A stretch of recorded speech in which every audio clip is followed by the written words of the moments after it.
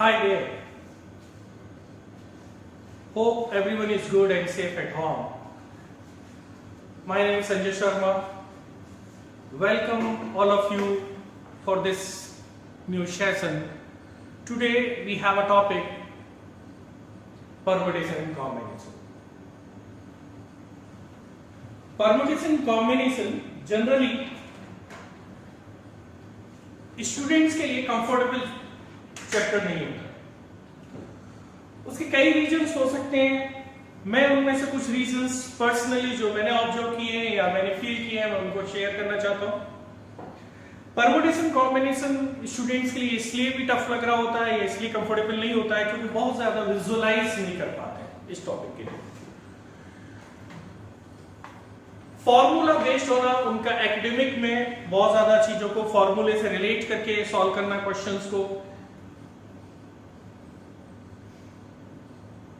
तो अगर हम लोग फंडामेंटल्स की तरफ नहीं जाएंगे और फंडामेंटली इस चैप्टर को नहीं देखेंगे हमें कभी भी चैप्टर कंफर्टेबल नहीं लगेगा।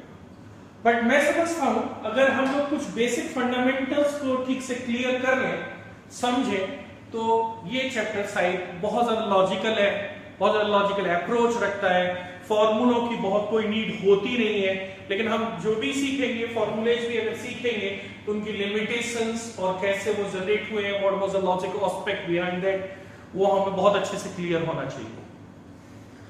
तो परमुटेशन कॉम्बिनेशन का बेसिक सेंस क्या है वो समझ लेते हैं, फिर क्या हमें यहाँ एटिकेट्स फॉलो करने होंगे वो देख लेते हैं, फिर हम लोग फंडामेंटल्स को ट्रीट करते हैं।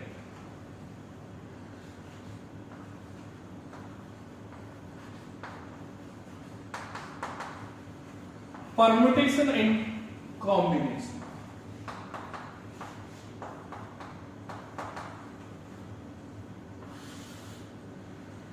मेरी समझ से इस चैप्टर का नाम परमुटेशन कॉम्बिनेशन की जगह फंडामेंटल प्रिंसिपल ऑफ काउंटिंग पे बेस्ड है ये, तो काउंटिंग ही होना चाहिए था, क्योंकि मोर और लेस हम किसी भी टास्क को करने के यहाँ number of enumerations, number of ways ये फाइंड आउट करने की कोशिश करेंगे।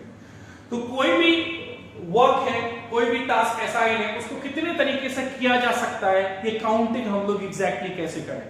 तो स्टूडेंट्स का सबसे ज्यादा ये डाउट रहता है कि हम लोग यहाँ कोई कैलकुलेशंस में, काउंटिंग में कोई अंडर या ओवर काउंटिंग तो नहीं कर रहे, कुछ चीजों को रिपीट तो नहीं कर रहे, इस बात को लेके कैसे श्योर हो, कैसे श्योर हो हम लोग।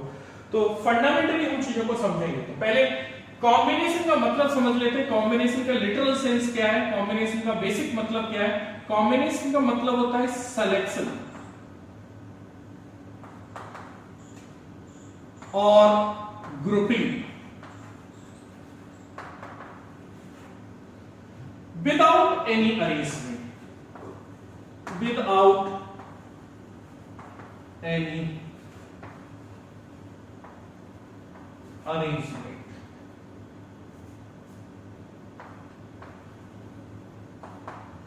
इसका मतलब क्या है, अगर मेरे पास कुछ आइटम्स हैं, कुछ चीजें हैं और उनका मुझे ग्रुप बनाना है, उनमें से कुछ चीजों को लेकर के ग्रुप बनाना है, बट ग्रुपिंग का ऑर्डर क्या होगा, मतलब उनमें चीजों को लेने का ऑर्डर क्या होगा, ये मैटर नहीं करता। यानी वो ऑर्डर विदाउट अरेंजमेंट है, यानी अरेंजमेंट मैटर नहीं करता है, ऑर्डर नहीं हमारे लिए मैटर कर रहा होता है, तो हम उसको बोल रहे होते हैं combination, just selection, just grouping बनाना, बंडल्स बनाना, टुकड़े बनाना। So how many bundles, how many टुकड़े, how many groups, how many combinations, how many selections.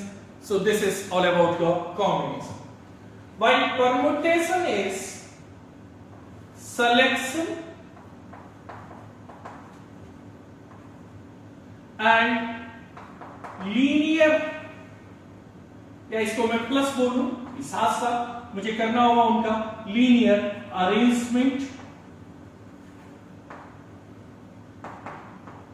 इसका मतलब परमुटेशन का मतलब है सिलेक्शंस, पहले चीजें जो दे रखी है उनमें से उन चीजों को सेलेक्ट करो जितनी रिक्वायर्ड है या जितना कंडीशन दे रखा है, फिर उनको लीनियरली अरेंज भी करो। इसका मतलब परमुटेशन ऑर्डर रखता है या ऑर्डर मैटर करता है, जबकि कॉम्बिनेशन में ऑर्डर मैटर नहीं करता है।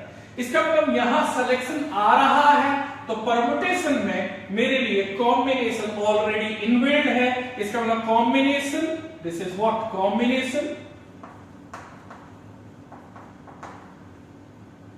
And linear arrangement. इसका मतलब परमुटेशन में कॉम्बिनेशन ऑलरेडी इनबिल्ट है।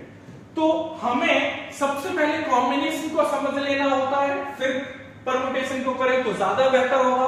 जबकि हमारी टेक्स्ट बुक के अकॉर्डिंग देखा जाए तो पहले परमुटेशन कराया जा रहा होता है, फिर कॉम्बिनेशन कराया जा रहा होता है। तो फिर से मैं एक बार रिपीट कर रहा हूं, कॉम्बिनेशन इज जस्ट सिलेक्शंस और ग्रुपिंग करना विदाउट एनी अरेंजमेंट। अरेंजमेंट नहीं करता है, क्योंकि परमुटेशन का मतलब होता है सिलेक्शन यानी ग्रुप तो बनाओ, साथ साथ हर एक ग्रुप को अरेंज करो। So number of possibilities including the order is known as permutation. That means permutation में combination inbuilt है. So this is the main literal meaning of this topic. The name of this topic, permutation combination. लेकिन हम सीधे NPR, NCR फॉर्मूलों को देखने लगते हैं, करने लगते हैं। हमारी टेक्स्ट बुक्स में भी हमारे फंडामेंटल प्रिंसिपल ऑफ काउंटिंग पे बहुत ज्यादा फोकस नहीं किया गया होता है। सबसे ज्यादा फोकस वो लोग पर कॉम्बिनेशन, फिर परमुटेशन या परमुटेशन देन कॉम्बिनेशन, इन फॉर्मूलोज को लेके चल रहे होते हैं। और ज्यादातर कंडीशन बेस्ड क्वेश्चन जहां होते हैं वहां एक नया फॉर्मूला हम लोग जनरेट करके रख देते हैं, जिससे कि हम बहुत ज्यादा फॉर्मूला बेस्ड हो जाते हैं, कंफर्टेबल इस चैप्टर के साथ नहीं रहते हैं, क्योंकि हर कंडीशन में हम फॉर्मूला उनको याद रखें विदाउट नोइंग द कंडीशंस, कि वो उनकी लिमिटेशंस क्या थी, कैसे थी, ये सब हम लोग याद नहीं रख पाते और कंफर्टेबल नहीं होते। तो मेरे पॉइंट ऑफ व्यू से इसको कैसे सीखना चाहिए, मैं ये चाहता हूं कि आप इन फॉर्मूलों को एक तरफ रख दें, हर एक वर्ड का लिटरल सेंस समझें, लिटरल मीनिंग समझें, और उसके बाद हम फंडामेंटली इसको अप्रोच करें, सॉलिड करें। आप बहुत ज्यादा फॉर्मूले जाने लगे, इनफैक्ट परमुटेशन कॉम्बिनेशन के जो डायरेक्ट फॉर्मूले बुक से लेके हर जगह छपे हुए होते हैं, हर जगह लिखे हुए, तो इनके यूज करें अगर भी मोस्ट ऑफ द क्वेश्चंस को हम लोग क्रैक कर सकते हैं। अगर हम ये जान लें कि काउंटिंग को हम लोग कैसे करें, कैसे सीखें, तो इसको जानने के लिए हमें दो फंडामेंटल प्रिंसिपल्स की नीड होती है फंडामेंटल प्रिंसिपल ऑफ काउंटिंग में। One is fundamental principle of multiplication and another is addition. तो मल्टीप्लिकेशन कैसे होगा, एडिशन कैसे होगा, ये हमारे लिए समझना सबसे ज्यादा इंपॉर्टेंट है। अगर हम अपने स्कूलिंग डेज को याद करें तो हम लोग ज्यादातर जगह फंडामेंटल प्रिंसिपल ऑफ काउंटिंग में हम ये याद कर लेते थे कि जहां एंड आएगा वहां मल्टीप्लिकेशन लगा देंगे, जहां और आएगा वहां एडिशन लगा देंगे, लेकिन हम उसका बेसिक सेंस नहीं समझते थे। पता चला हम लैंग्वेज में क्वेश्चन में जो एंड है उसका कोई सेंस नहीं है, काउंटिंग से जस्ट वो लैंग्वेज का एंड है, और हम वहां मल्टीप्लिकेशन कर गए, वो गलत है हमारे लिए। तो हम लोग फंडामेंटल प्रिंसिपल ऑफ काउंटिंग में एंड और बेस्ड ही ना हो करके हम उनको इस तरीके से देखते हैं कि एक्चुअल लिटरल सेंस क्या है हमारे लिए मल्टीप्लिकेशन करने का और एडिशन करने का, कब करना चाहिए मल्टीप्लिकेशन, कब करना चाहिए हमें एडिशन। तो हेडिंग डाल लेते हैं हम लोग fundamental principle of counting.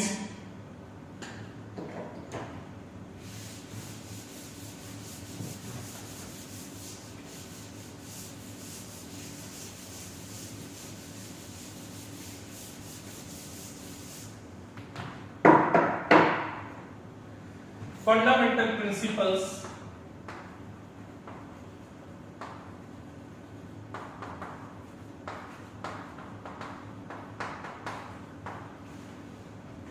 of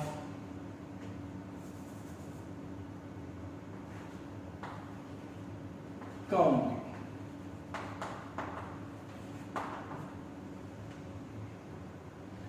अगर मुझे इसको बहुत ठीक से समझना है फंडामेंटल प्रिंसिपल ऑफ काउंटिंग्स को, दैट इज मल्टीपल एडिशन को, तो मैं एक एग्जांपल देता हूं। वो एग्जांपल बड़ा मतलब एक तरह से लाइव एग्जांपल जैसा है, एक मतलब एक हेल्दी सिचुएशन है जिसको हम बहुत अच्छे से फील कर सकते हैं। सपोज एक कैंडिडेट है, वो इस ए सिटी में खड़ा हुआ है और उसको सी सिटी के लिए जाना है। एक कैंडिडेट है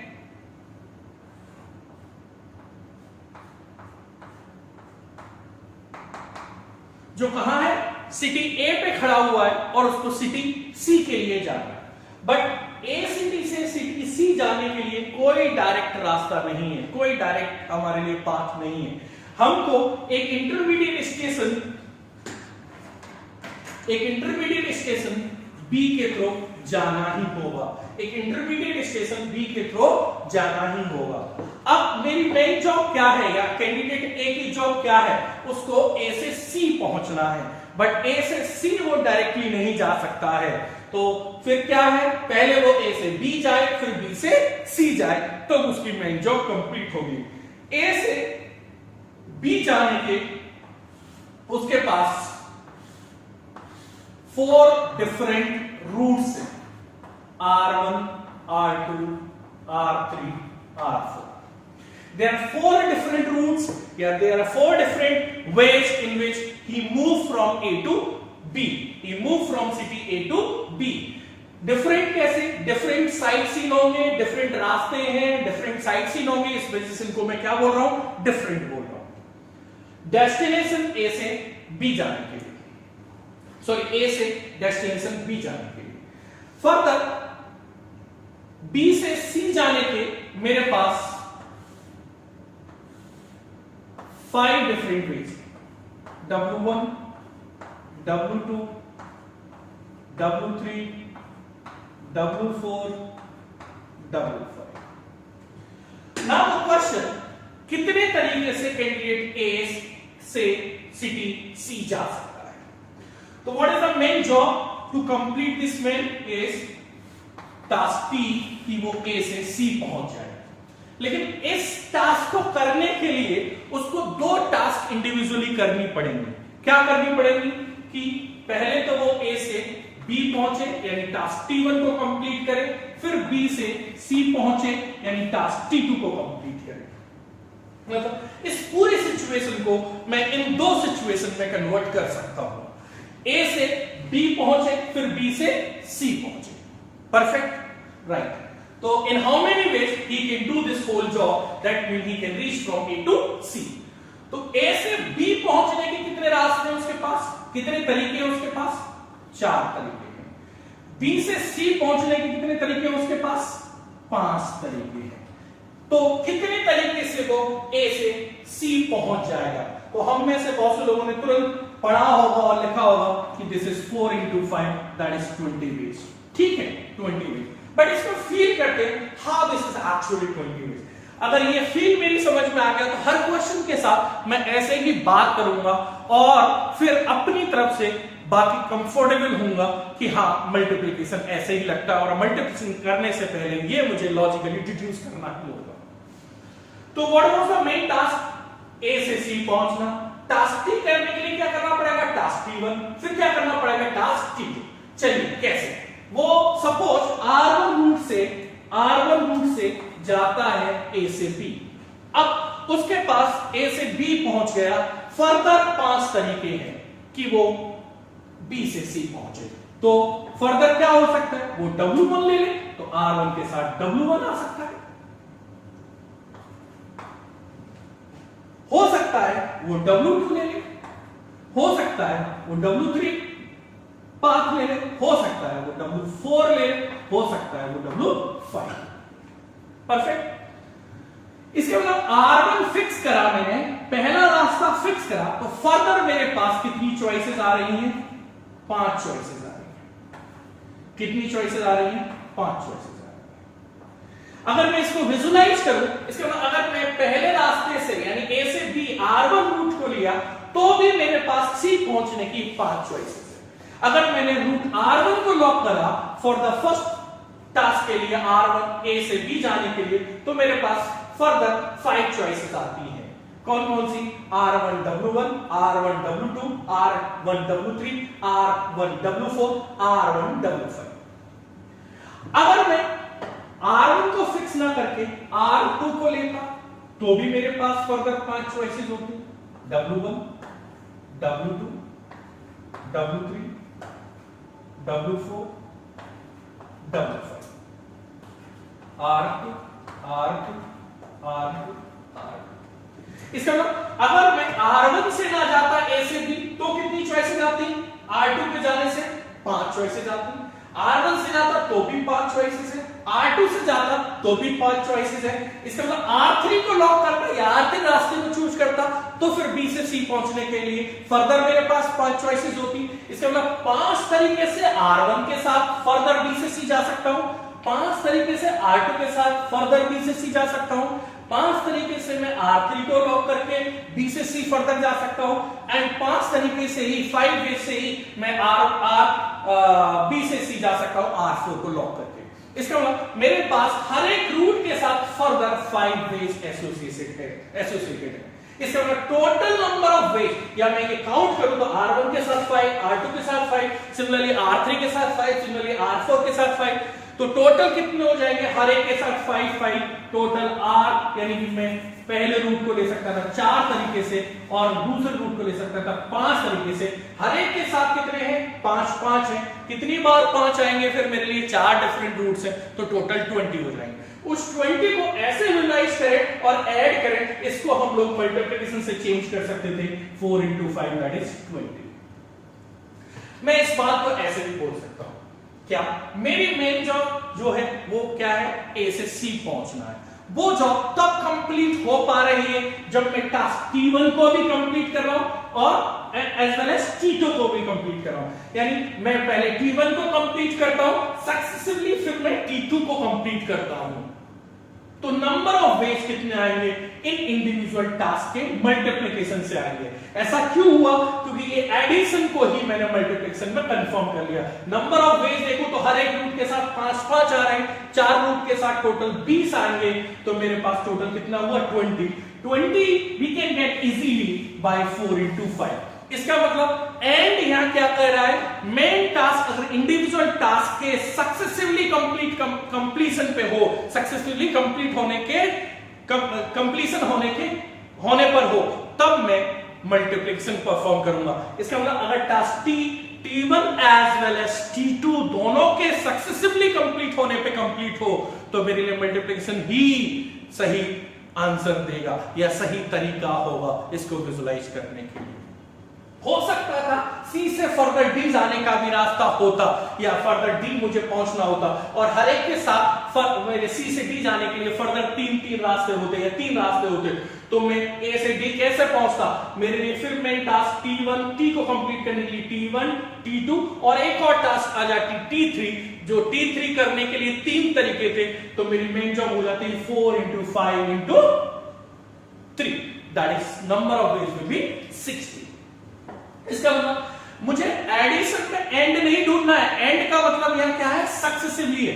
अगर मेरी मेन टास्क 2 या 2 से ज्यादा इंडिविजुअल टास्क के सक्सेसिवली कंप्लीट होने पे कंप्लीट हो, तभी मैं उसमें मल्टीप्लिकेशन लगाऊंगा। ये बात मैंने लिख करके विजुलाइज की। बहुत से लोग इसको लिख करके नहीं, पिक्टोरियल फॉर्म में भी विजुलाइज कर सकते थे। कैसे, सपोज कैंडिडेट यहां सिटी ए पे खड़ा हुआ है।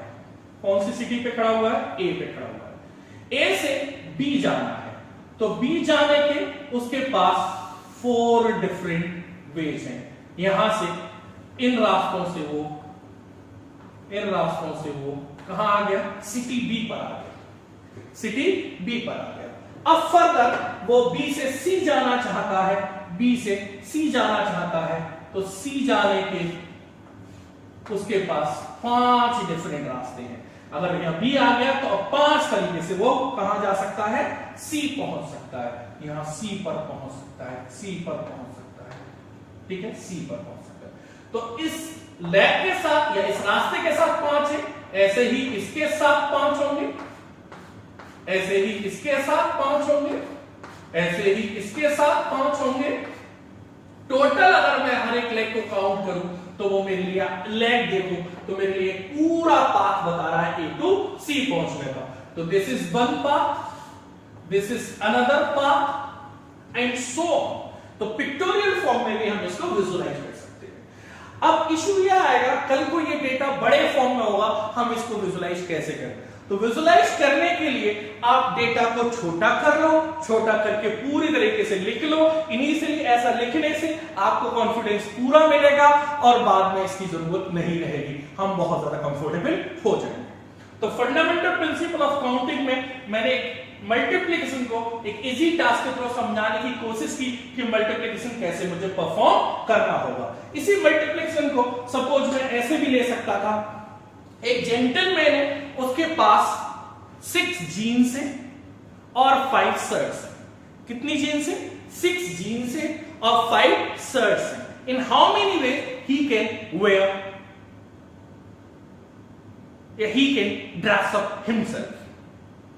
चूंकि जेंटलमैन है तो उसको जीन्स भी पहननी पड़ेगी और शर्ट भी पहननी पड़ेगी। इन how many ways he can dress up himself. इसका मतलब क्या है? उसकी मेन टास्क क्या है? खुद बॉडी को ड्रेसअप करना। ड्रेसअप कब होगा? जीन्स भी पहने एज वेल एज शर्ट भी पहने। तो जीन्स पहनने के तरीके कितने? 6।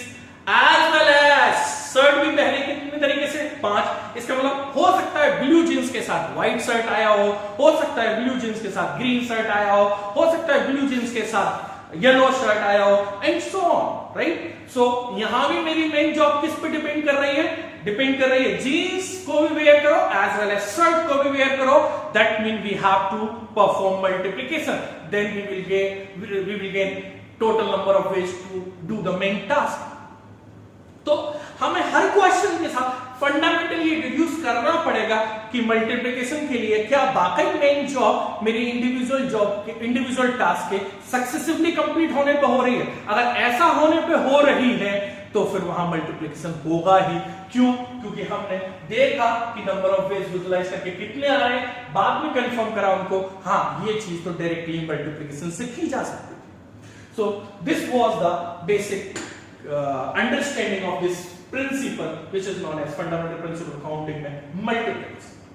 अब मैं यहीं से एडिशन को समझना चाहता हूं। मैं इसको मिटा रहा हूं।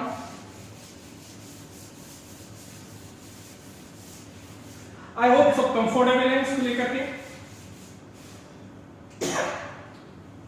अब यही कैंडिडेट सपोज सिटी ए पे ना खड़ा होकर के सिटी बी पे खड़ा हुआ है।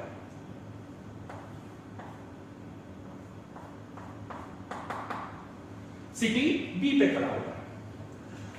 सिटी बी पे खड़ा हुआ है और वो सिटी बी को छोड़ना चाहता है।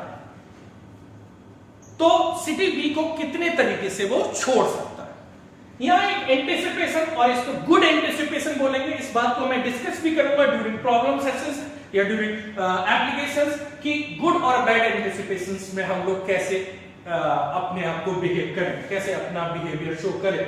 गुड एंटिसिपेशंस क्या होंगे, बैड एंटिसिपेशंस क्या होंगे, बैड एंटिसिपेशंस को कैसे हम लोग इग्नोर करें। गुड एंटिसिपेशन क्या है?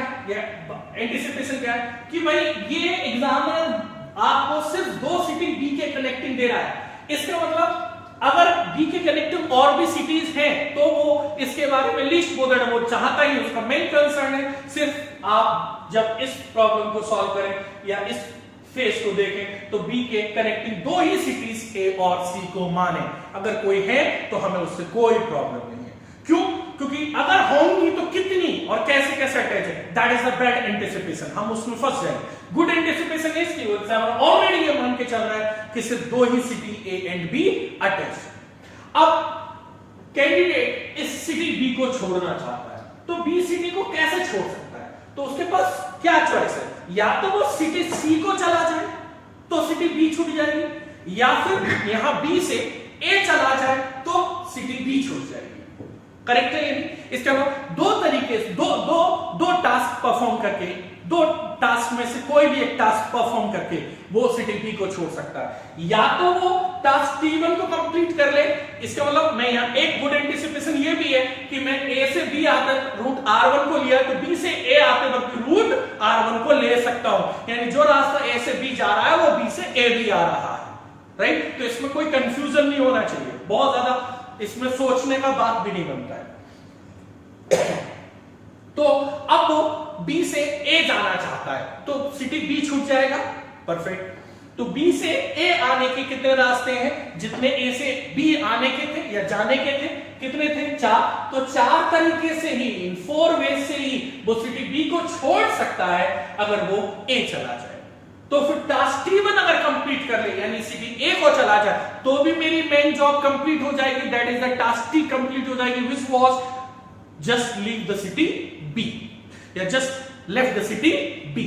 सिटी बी को छोड़ना है तो कैसे हो सकती है? आप टास्क T1 को कंप्लीट कर दो यानी सिटी ए चले जाओ तो भी जॉब हो जाएगी, या फिर आप सिटी सी को चले जाओ यानी 5 रास्ते अदर चूज करके आप कहां चले जाओ, सिटी सी को चले जाओ, तो भी आपका बी सिटी छूट जाएगा। इसका मतलब इस सिचुएशन को देखा जाए तो अब मेरी जो मेन टास्क टी है वो टास्क T1 कंप्लीट कर दो तो भी हो जा रही है, या टास्क T2 कंप्लीट कर दो तो भी हो जा रही है। इसका मतलब मेरी main task either completion of any one task complete हो जाती है, यस और नो, वेरी गुड। तो फिर कितने तरीके से हम टास्क को कंप्लीट कर सकते हैं? मैंने कहा सर 4 तरीके हैं मेरे पास ए जाने के लिए, इन 4 तरीके से इस टास्क को कंप्लीट कर सकता हूं, या फिर सी जाने के 5 तरीके, तो 5 तरीके से मैं इसको सी जाकर के छोड़ सकता हूं। इससे मैं टोटल 9 तरीके से सिटी बी को छोड़ सकता हूं। अगर मैं R1 लेता हूं तो भी सिटी छूट गया, R2 रूट लेता हूं तो भी सिटी छूट गया, R3 रूट लेता हूं वापस जाने की तो भी सिटी छूट गया, R4 रूट लेता हूं तो भी सिटी छूट गया, या फिर मैं W1 लेता हूं तो भी सिटी छूट गया, या फिर W2 लेता हूं तो भी सिटी छूट गया, या W3 लेता हूं तो भी सिटी छूट गया, W4 लेता हूं तो भी सिटी छूट गया। टोटल ऐसे करके देखे जाए 9 वेज हो सकते हैं। परफेक्ट है? एग्री? कोई डाउट तो नहीं इसको लेकर के? इसका मतलब मेरी मेन टास्क टी कंप्लीट हो जा रही है टास्क T1 और T2 ईदर वन के कंप्लीशन होने पे, तो फिर नंबर ऑफ वेज कितने होंगे? 4 + 5 दैट इज 9 वेज होंगे। क्या सब लोग कंफर्टेबल हैं यहां तक? यस। इसका मतलब एडिशन और मल्टीप्लिकेशन को मैं ठीक से डिफाइन करूं तो 2 आसानी से लॉजिक दे सकते हैं। अगर मेरी मेन टास्क इंडिविजुअल टास्क के सक्सेसिवली कंप्लीट होने पे हो तो फिर मल्टीप्लिकेशन होगा, और अगर ईदर वन के कंप्लीट होने पे हो तो फिर एडिशन होगा। गुड और नॉट? यस। हो सकता है main task T1, T2, T3, T4, T5 and so on an task पे डिपेंड करे। हो सकता है उनमें से कुछ के सक्सेसफुली कंप्लीट होने पे हो सकता है उनके कुछ उनमें से ईदर वन के कंप्लीट होने पे हो। तो अब ये सिचुएशंस हमें क्वेश्चन टू क्वेश्चंस इन्फर करनी होगी, ठीक है? अगर ये हमने ठीक से इन्फर कर ली और फिर हमने अप्लाई कर लिया तो हमारे लिए permutation combination, in fact fundamental principle of counting में a number of enumeration, number of ways किसी टास्क को कंप्लीट करने में कोई प्रॉब्लम नहीं आएगी। ओके, तो लिखते हैं इनका डेफिनेशन। आई होप सबने ये फिगर बना लिए होंगे जब मैं ये लिख रहा था तो बना रहा था तो चलिए मैं अब दोनों का डेफिनेशन फर्दर नोट्स की फॉर्म में लिखने के लिए लिख देता हूं।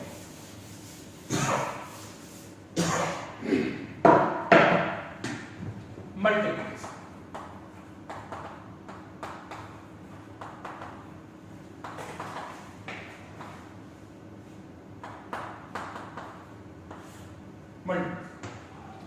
if the main task या जॉब कुछ भी work, the main task T can be completed on the successive completion of task T1 as well as task T2.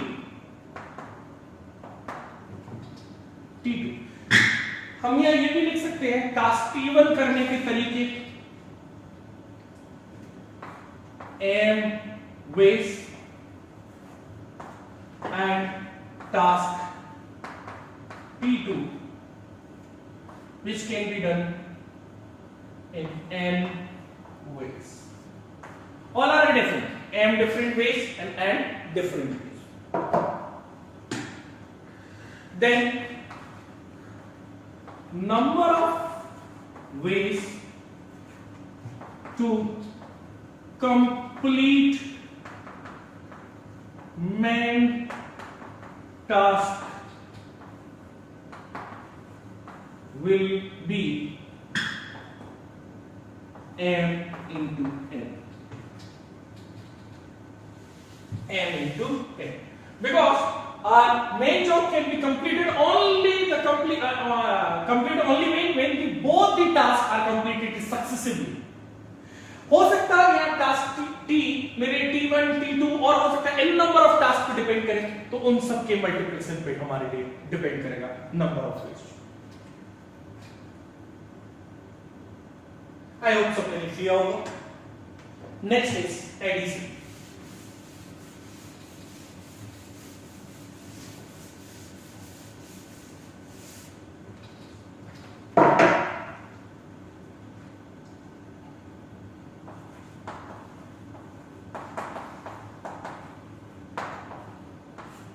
Addition. If the main task, if main job can be completed on the completion of either one task, that is task T1 and different ways,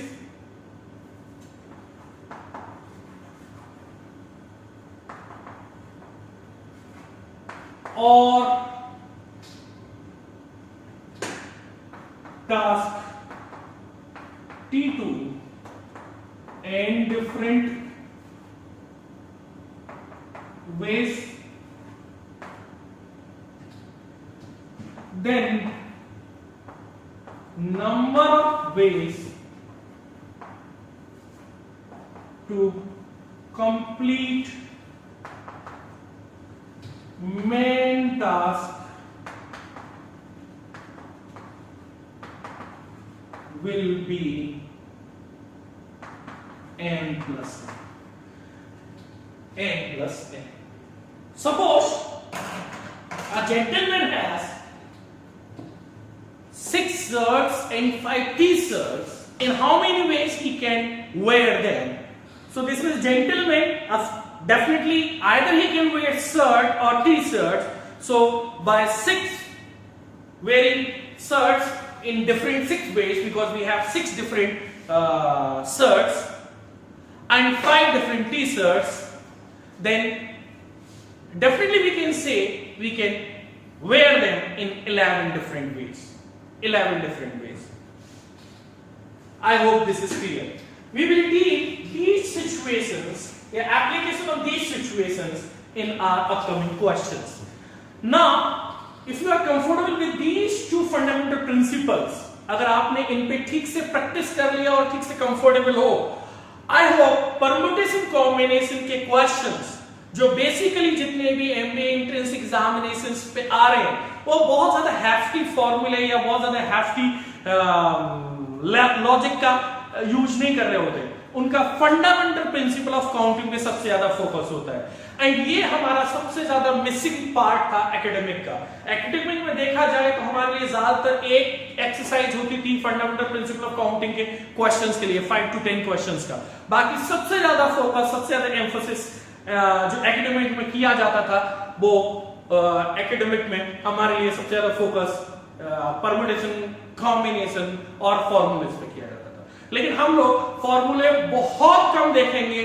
in fact फॉर्मूले जो देखेंगे भी fundamental, उनको हम लोग logically encounter करेंगे और उनके बहुत अच्छे अच्छे एप्लीकेशंस को देखेंगे. ये बात आई होप सबको क्लियर हो रही है. So have a break of 5 minute. We will start the next video.